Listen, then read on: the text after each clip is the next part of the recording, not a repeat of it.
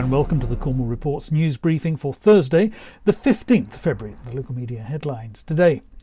The Truro Stadium. It's been talked about for donkey's years, and now perhaps it really is going to happen, except that we're not allowed to call it a stadium anymore. It's more of a community sports hub. But which sports?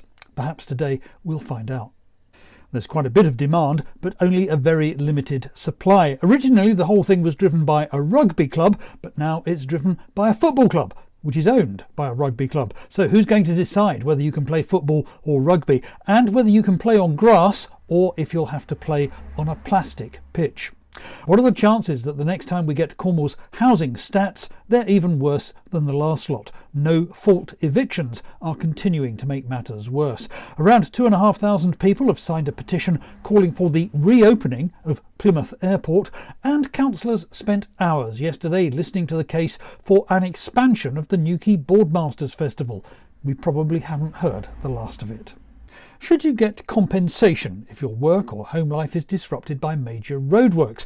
The BBC has been talking to people whose lives have been affected by the massive Chiverton A30 project over the past few years. They're not happy. They say that they've suffered a loss of facilities and downgraded quality of life. But National Highways says that when it's finished, the traffic will go a bit faster. The Cornish Times previews next week's budget meeting at County Hall. Pirate FM reported an unusual traffic accident at Iluggan. The Falmouth Packet covered fears over a second home with a sea view. And finally, Cornwall Live was worried by a 13-hour wall of rain.